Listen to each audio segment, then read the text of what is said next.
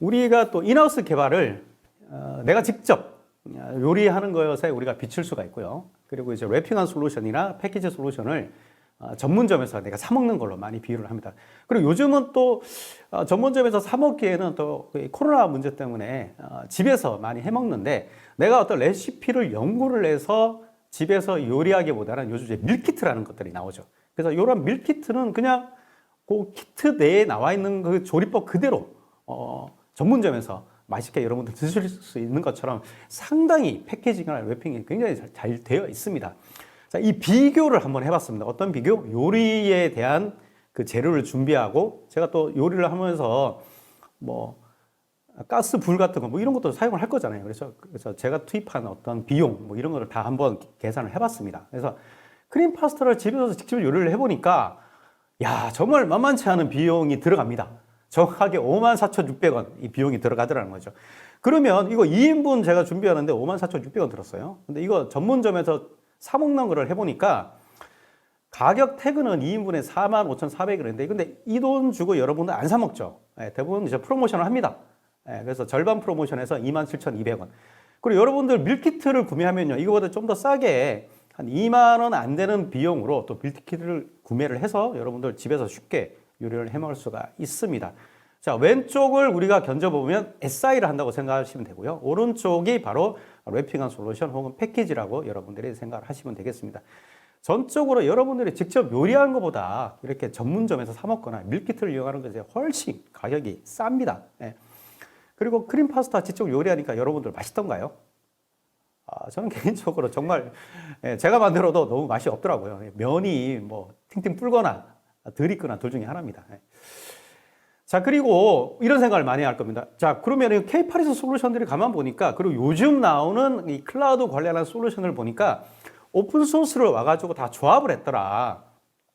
자, 그래서 현업에서 우리가 클라우드 네이티브로 갈 거니까 아이아스 파스 우리가 상용 솔루션들 혹은 랩핑한 솔루션을 내가 도입을 하겠다라고 하니까, 위에 계시는 경영진들이나 상무님이 어디서 얘기를 듣고 옵니다. 이거 다 오픈소스인 것 같은데, 야, 우리 회사 조직 사람들 많으니까 이거 그냥 너희들이 개발하면 어떠냐. 오픈소스 가지고 어차피 조립품 아니냐. 이거 가지고 그냥 인하우스로 개발하자. 그게 비용이 훨씬 싸게 들 것 같다. 그래서 동일한 오픈소스를 가지고 숙련되지 않은 여러분들이 인하우스 개발하는 거하고 그 다음에 랩핑한 솔루션하고 단적으로 어떠한 차이가 나는지 제가 비교를 한번 나타내 보도록 하겠습니다. 왼쪽에 있는 결과물을 대부분 99%의 사람들이 내놓고요. 오른쪽이 바로 1%의 사람들이 내놓은 결과물입니다. 왼쪽이 일반적으로 여러분들이 인하우스에서 구축을 했을 때 왼쪽에 있는 결과물은 대부분 내놓습니다. 비슷하게 보여요. 비슷하게 보이지만 디테일한 면에 들어가 보면 상당한 퀄리티의 차이를 나타내는 게 바로 인하우스와 랩핑한 솔루션의 가장 큰 차이입니다. 자, 이런 것 때문에 랩핑한 솔루션을 가야 된다 이런 얘기를 많이 하고 있습니다. 첫 번째가 이 쿠버네티스 자체가 정말 난해합니다. 그리고 이 난해한 쿠버네티스 클러스터가 자꾸 증가합니다. 그래서 하나의 쿠버네티스 클러스터 자체를 관리하기도 힘든데 이것이 계속 이제 증가를 하고 있다는 거죠. 그리고 요즘 이제 각광받고 있는 이 클러스터의 운영 관리 구축 형태가 멀티 하이브리드입니다. 그래서 프라이빗만 구축하거나 퍼블릭만 구축하거나 이렇게 하지 않고요. 양쪽 다 사용을 하고, 그리고 이 퍼블릭 클라우드조차도 하나의 CSP 업자의 그 퍼블릭 클라우드를 사용하지 않고 여러 개의 CSP 사업자의 퍼블릭 클라우드를 구축을 합니다. 이걸 우리가 멀티 하이브리드 클라우드라고 그러는데, 이 멀티 하이브리드 클라우드 간에 동일한 서비스를 제공을 해줘야 되니까 이런 다른 환경의 클라우드 환경에서 애플리케이션에 대한 이동성, 확장성 이런 것들이 혹은 또 호환성 이런 것들이 다 보장이 돼야 되거든요. 자, 이게 또 쉽지가 않습니다. 이게 왜 쉽지 않은지 제가 또 이유 말씀을 드릴게요. 그리고 또 파스를 구축함에 있어서, 그 다음에 클라우드 네이티브 환경을 구축한다 했을 때 가장 중요한 것 중에 하나가 바로 자동화된 운영 관리입니다. 그래서 서버 스토리지 네트워크에 대한 자원 할당에 대한 관리 이런 거에 대한 자동화뿐만 아니라 애플리케이션을 관리하는 라이프 사이클 자체도 다 자동화를 해야 되는데, 이에 대한 핵심 솔루션이 바로 CI/CD입니다. 이게 근데 굉장히 쉽지 않더라는 거죠. 그래서 이러한 세 가지의 난해함이 존재를 하는데, 자, 각각의 요소에 대해서 한번 살펴보도록 하겠습니다. 우선은 그 쿠버네티스 자체가 굉장히 어렵습니다. 보통 일반적으로 여러분들이 이거 숙련되게 스터디하는데 1년 걸린다고 생각하시면 됩니다. 그리고 이 쿠버네티스 자체가 버전 발행이 굉장히 잦습니다. 보통 분기에 한 번씩 버전 발행을 하죠. 그리고 그에 반면에 엔드 오브 라이프가 정말 짧습니다. 한 9개월의 어떤 단종 주기를 가져갑니다. 일반 상용 소프트웨어들이 한 6년, 뭐 10년, 뭐 짧은 거는 한 5년 주기의 어떤 단종 주기, 뭐 엔드 오브 라이프, 엔드 오브 서비스 이런 주기를 가져가는데 쿠버네티스는 딱 9개월밖에 없습니다. 자, 잦은 버전 발행과 9개월의 단종 주기가 여러분 인하우스를 구축했을 때 어떤 임팩트를 주는지 한번 잘 말씀드릴 테니까 한번 들어보시길 바라겠습니다. 우리가 클라우드 네이티브 환경을 꾸민다 혹은 파스 환경을 꾸민다 라고 하게 되면 컨테이너와 쿠버네티스를 중심으로 여러 에코 솔루션을 붙여야 됩니다. 그래서 40에서 80여 종류의 에코 솔루션을 통해서 뭐 여러 가지 관리 포탈도 만들어야 되고 빌드 배포 환경 만들어야 되고 뭐 모니터링 환경 이런 걸 다 구축을 하셔야 될 거예요, 여러분들. 예. 자, 이럴 때 한 최소한 40여 가지 에코 솔루션을 붙여야 됩니다. 자, 그러면 쿠버네티스와 도커만 알아서 되는 게 아니고요. 그와 연관된 에코 솔루션들을 여러분은 다 알아야 되는데 이에 대한 숙련된 엔지니어나 개발자를 뽑고 유지 관리하기가 정말 어렵습니다. 그리고 이러한 솔루션을 구축을 하는 것 자체가 여러분들 얼마 정도 걸릴 것 같나요? 네. 여러분들 거창하게 아까 그 옵티머스 프라임 개발하신다 그랬잖아요. 그렇죠? 네. 6개월에서 1년 정도 걸린다고 생각하셔야 됩니다. 자, 그러면 평균적으로 저희가 계산을 해보니까 10개월 정도 걸리더라는 거죠. 10개월 구축을 했어요. 이걸 오픈을 합니다. 네. 제대로 써먹으려고 그러니까 해당되는 쿠버네티스가 단종이 됐네요. 9개월의 라이프 사이클이니까. 단종되면 어떻게 됩니까? 버전 업그레이드 해야죠. 예, 지속적으로 뭐 기술 지원을 받거나 아니면 지속적으로 뭐 보안 패치를 받거나 이렇게 하려면 업그레이드를 해야 됩니다. 업그레이드 하게 되면 쿠버네티스만 업그레이드 하면 될까요? 그렇지 않습니다. 예, 연관되는 에코 솔루션들 있죠. 이것도 굉장한 많은 변화를 겪게 됩니다. 얘네들도 다 바꿔줘야 돼요. 그러면 어떻게 되느냐? 6개월에서 12개월의 그 SI를 또 하셔야 됩니다. 반복적으로, 지속적으로. 여러분, 정말 난해하죠. 정말 쉽지 않죠. 자, 그래서 이거를 원활하게 관리하기 위해서, 그냥 유지 관리하기 위해서 개발하는 거 말고요. 유지 관리하기 위해서 최소한 5명에서 10명의 전담 조직이 필요합니다. 이 인원을, 이 쿠버네티스만을 위해서 전담 인원을 둔다는 거. 여러분, 비용이 얼마나 들지 한번 생각을 해보세요. 일단 중소, 중견기업은 이런 인원 자체를 둘 수가 없습니다. 그리고 대기업 같은 경우는 이런 인원을 둘 수 있는데 그분들의 급여를 한번 생각을 해보십시오. 최소한 한 5억에서 7, 8억 정도는 있어야지만 겨우 유지 관리가 가능하다라는 그러한 결과를 여러분들이 즉시 캐치가 되실 겁니다. 그리고 이걸 가지고 조립을 했어요. 여러분, 어쨌든 뭐, 우여곡절 끝에 인하우스로 구축을 하겠다 결론하고, 이제 여러 가지 오픈소스들을 조립을 합니다. 조립을 함에 있어서, 통합하는 여러 가지 이슈들이 존재를 합니다. 가장 큰 이슈가 싱글 사이언 이슈들이 존재를 합니다. 이들이 각각 독립적인 소프트웨어였잖아요. 그죠? 이 독립적인 소프트웨어를 하나의 계정으로 로그인해서 쓸 수 있게끔 다 만들어 주셔야 돼요. 뭐, 예를 들어서 내가, 뭐, 모니터링 된 뭐 이런 요소들을 그라파나 툴을 통해서 가셔야되는 환경을 보고 싶다. 그러면 그라파나로 또 여러분들 로그인을 하셔야 되잖아요. 그 독립된 그 어떤 툴을 보려고 한다면은. 그러면은 마찬가지죠. 다른 툴을 또 사용하려고 하면 거기다 계속 로그인을 하셔야 됩니다. 이걸 반복을 못 하니까 이걸 전부 다 싱글 사인으로 다 통합을 하셔야 되고요.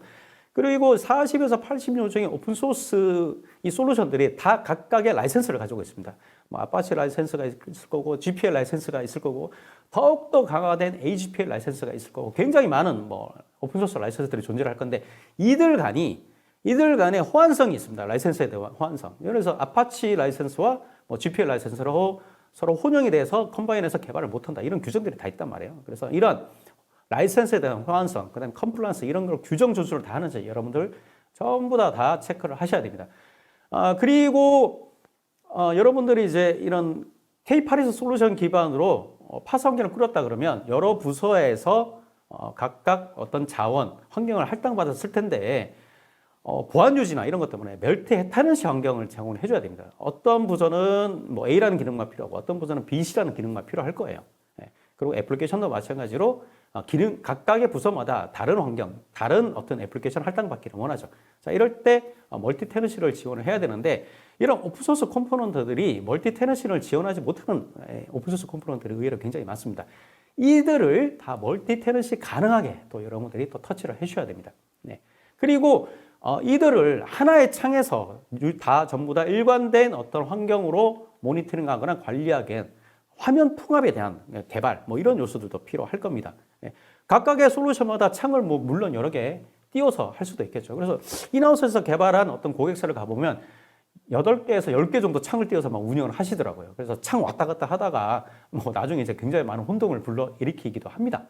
그리고 여러분들 이러한 그 오픈소스 솔루션들을 또 지속적으로 업데이트하고 패키징하고 이런 관리를 해줘야 됩니다. 이런 또 전담 인원을 여러분들 관리해야 되는 이러한 어떤 난관에 봉착하게 될 거고 이러한 인력을 유지 관리하고 교육을 하고 내재하는 이런 기간들이 상당히 많이 걸린다는 거 여러분 염두를 해 두셔야 됩니다.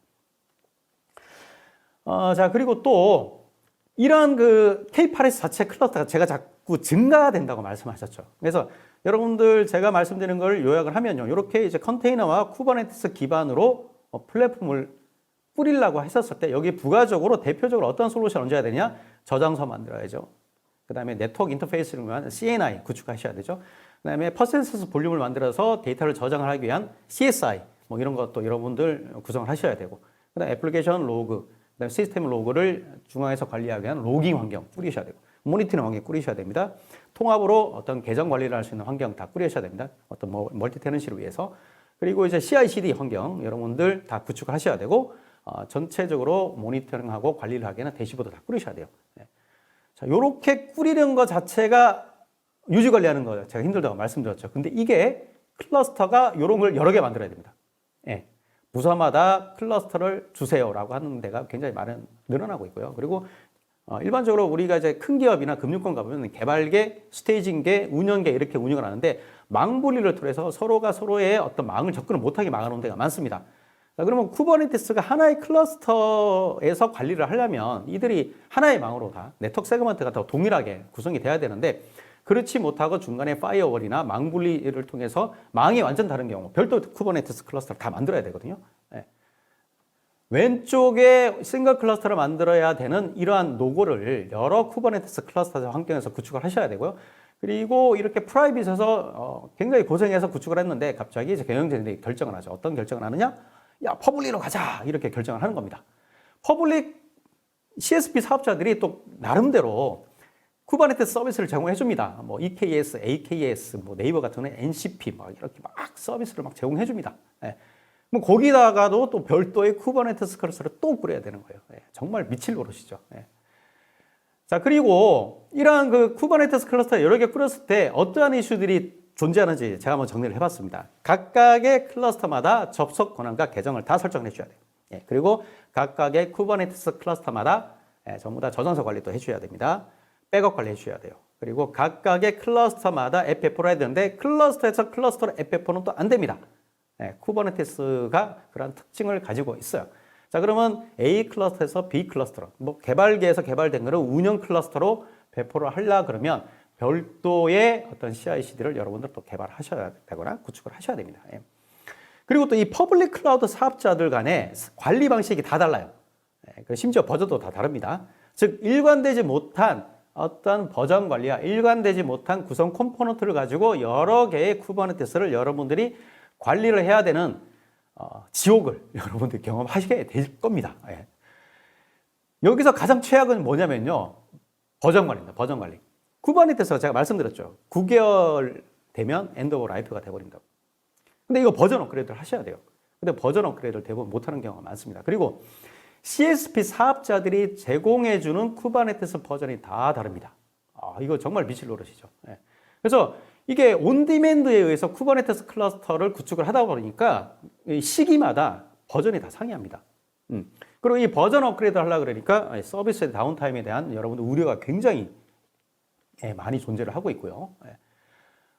그리고 이게 1.20대 버전으로 오게 되면서 쿠버네티스가 업그레이드, 내가 그러면 업그레이드 주기를 짧게 하지 말고 길게 잡아서 한 1년 혹은 1년 반 만에 업그레이드 하자. 이렇게 이제 여러분들 생각하시는 분들이 굉장히 많으시더라고요. 근데 이게 20대 버전으로 오면서 포인트 투 포인트 업그레이드가 안 됩니다. 그래서 즉 1.20에서 1.22로 점프해서 업그레이드가 안 돼요. 다 순차 업그레이드를 해야 됩니다. 이거 여러분들 갑자기 얼굴 노래지죠. 순차 업그레이드를 하려니까. 자, 이런 이슈들이 여러분들 쿠버네티스를 구축을 하게 되면 이런 지옥을 경험하게 되실 겁니다. 그리고 또 쿠버네티스 관련해서 컨테이너 관련해서 보안 이슈가 많이 생깁니다. 이 이슈가 사실 보안 이슈가 그렇게 많지는 않지만 기존 기득권자, 물리머신이나 VM을 사랑하시는 분들이 이런 공격을 많이 펼칩니다. 자, 그래서 보안성 강화를 위한 또 솔루션들 여러분 생각하셔야 돼요. 그래서 각각의 쿠버네티스 클러스터마다 쿠버네티스가 나눈 네임스페이스별로 접근 권한과 계정 통합을 어떻게 내가 관리를 할 거냐 이런 거 여러분 고민하셔야 되고요. 그리고 컨테이너에 대한 보안 취약성 검사 이런 것들 여러분도 고민하셔야 됩니다. 그리고 빌드하기 전에 이 애플리케이션이 쉽게 코딩이 됐는지 라이센스, 특히 오픈소스 라이센스에 대한 컴플라이언스 이슈가 있는지 없는지, 멀웨어가 숨겨진 게 있는지 없는지 이러한 소스코드에 대한 보안 취약점 검사도 하셔야 되고요. 그리고 이제는 쿠버네티스 클러스터에 접근했을 때 어떠한 행위를 해왔는지 이런 게 또 접근 기록에 대한 이러한 것들을 여러분들 다 염두를 해 두셔서 별도의 보안성 강화를 위한 솔루션 도입이나 인하우스 개발 이런 것들 다 염두를 해 두셔야 됩니다. 자, 그래서 이거 인하우스로 하려니까 여러분들 제가 지금까지 나열한 것만 들어보셔도 여러분들 이거 정말 장난 아니구나 아마 느끼실 겁니다. 그래서 잘 랩핑된 매니지드 K8S가 정답일 수가 있습니다. 그래서 애플리케이션 카탈로그, CI/CD, 그다음에 클러스터 관리 콘솔, 모니터링, 그리고 K8S와 컨테이너에 대한 어떤 버전 관리 이런 것을 여러분들 정말 잘해줄 수 있는 랩핑한 솔루션들이 여러분들 주변에 굉장히 많습니다. 외산이든 국산이든. 자, 이러한 솔루션들을 여러분 한번 검토를 해보시는 게 좋다는 거 제가 적극적으로 추천을 드리고요. 자, 마지막으로 한번 비교 장표 한번 보여드리도록 할게요. 네이티브 K8S하고 매니지드 K8S하고 뭐가 크게 다른지 제가 마지막으로 한번 비교를 한번 해보도록 하겠습니다. 자, 그래서 이걸 비교 장표를 제가 한번 쭉 나열을 해봤습니다. 그래서 이 매니지드 K8S 솔루션이 여러분 굉장히 많습니다. 요즘 그리고 웬만한 하드웨어 벤더들도 네이티브 쿠버네티스가 아니고 우리 매니지드 K8S 솔루션 제공해 줍니다. 그리고 이제 CSP 사업자들도 다 현재 여러분들한테 제공을 주고 있어요. 그래서 이런 이제 네이티브 K8S 대비 매니지드 K8S 이 벤더들이 제공해주는 솔루션들이 아주 크게 차이가 있습니다. 차이가 있는데 여기에 있는 그 비교 내용은 저희 회사에서 제공해주는 매니지드 K8S 기준으로만 제가 작성을 한 겁니다. 그래서 조금 다를 수는 있는데 근데 궁극적으로 왼쪽에 있는 제공 형태, 왼쪽에 있는 이 항목들 있죠. 요거는 다 필요합니다, 여러분들. 다 필요하기 때문에 이러한 것들이 다 포함이 되어 있는지 아니면 이런 거 별도로 구축을 해야 되는지 이런 것들 여러분들 잘 살펴보길 원하고요.